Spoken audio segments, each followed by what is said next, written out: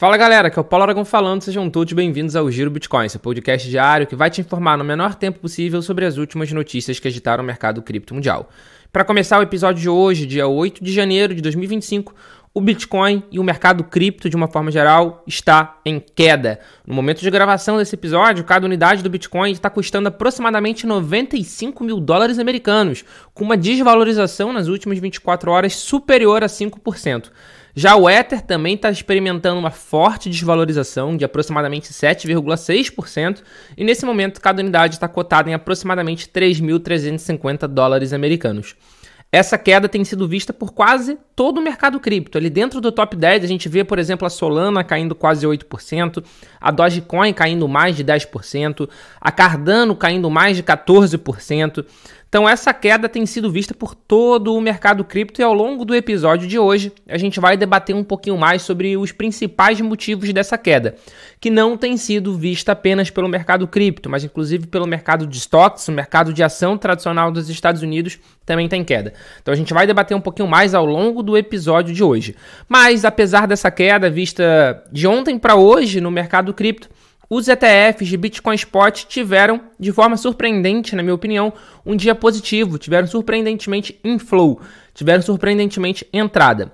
Somando todos os ETFs dos Estados Unidos de Bitcoin Spot, a gente teve uma entrada superior a 800 BTC. Para ser mais exato, foram 878 Bitcoin.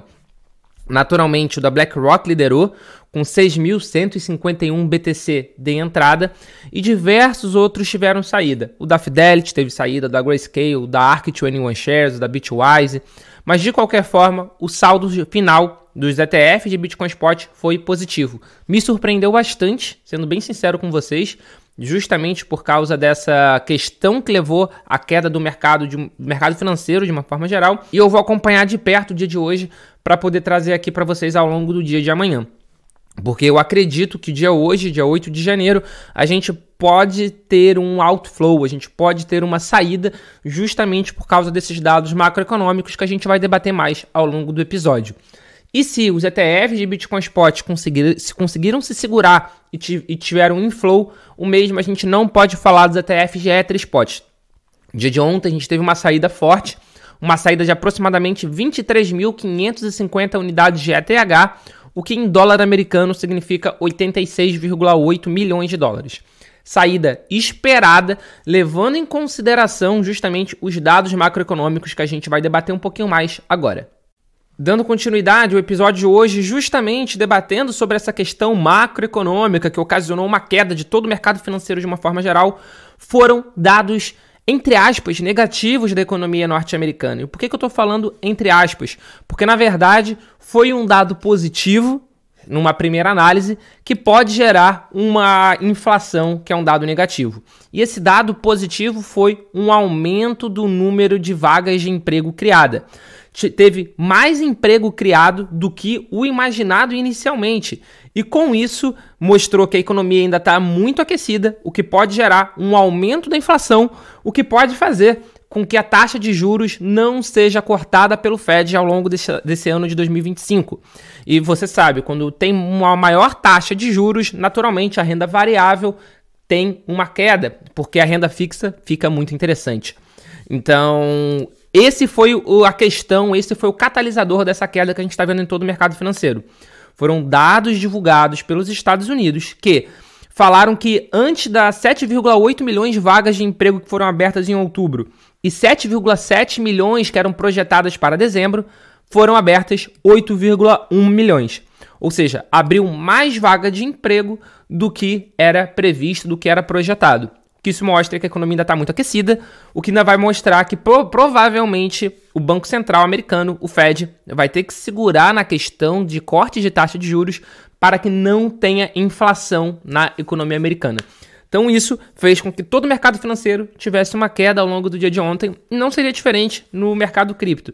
Por isso que a gente caiu ali de 100 mil dólares para 95, é uma queda apesar de percentualmente poder ser considerada expressiva, de 5% em 24 horas, é uma queda que, se a gente aumentar o nosso universo de observação, a gente vai ver que é uma queda pequena ainda. Se a gente olhar, por exemplo, nos últimos 7 dias, o Bitcoin ele continua com alta.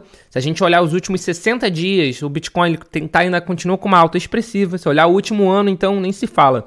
Então, era uma queda que foi causada por isso, e é uma queda até que natural. Então, não há motivos, não há grandes motivos, pelo menos nesse instante, para se alarmar. E, naturalmente, a gente vai acompanhando aqui tudo para vocês no Giro Bitcoin e vai trazer qualquer mudança de cenário que, de fato, acontecer. Mas, apesar dessa queda estar acontecendo nesse instante, o que não está mudando é os prognósticos, o que as pessoas, o que os analistas, o que as grandes gestoras estão imaginando para as criptomoedas ao longo desse ano de 2025 permanece inalterado. E é um prognóstico excelente. De acordo com a Fidelity,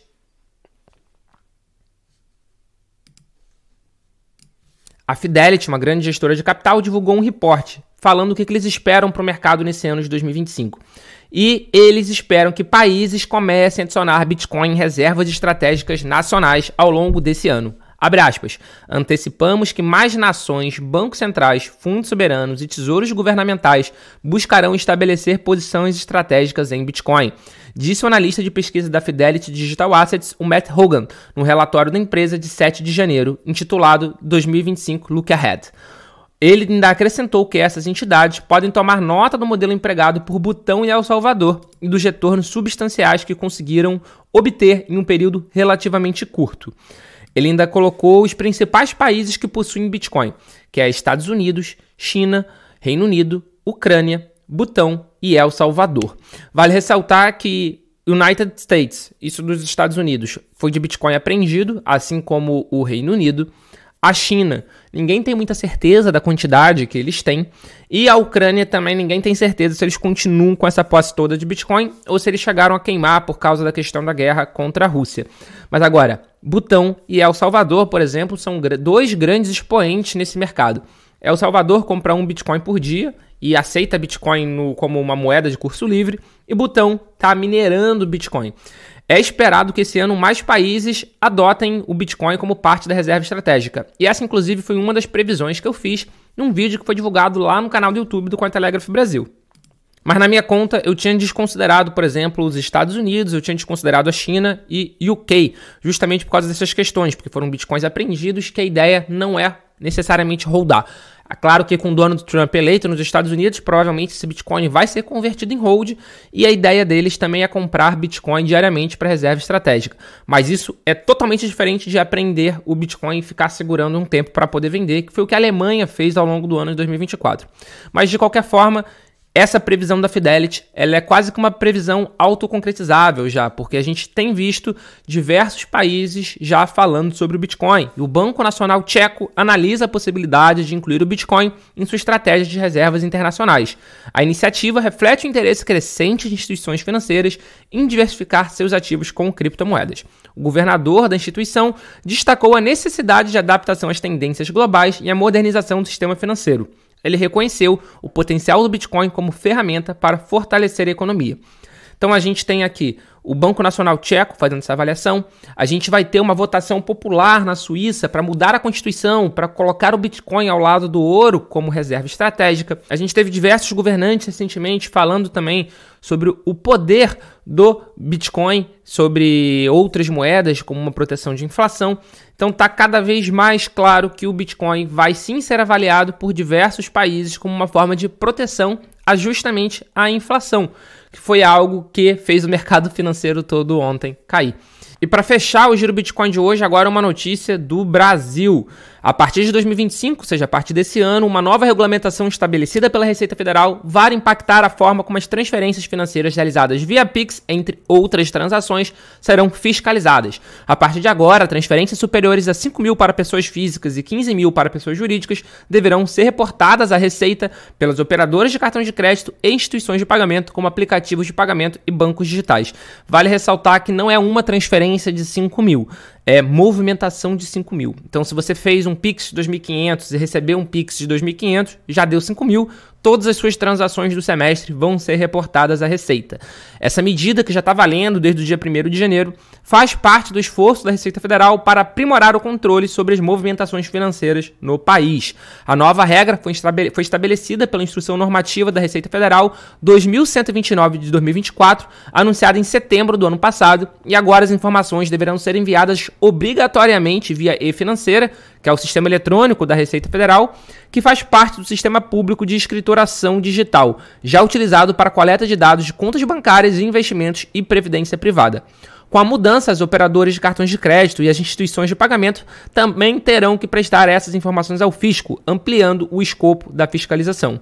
Essas empresas, como bancos virtuais e carteiras digitais, facilitam a compra, venda e movimentação de recursos, mas não oferecem empréstimos ou financiamento, como é o caso da Latam Gateway, que opera as transações com Pix da Binance, por exemplo, o Capital, que realiza as operações para BitGet e outras exchanges no Brasil, ou até mesmo o MBPay, que é do mercado Bitcoin.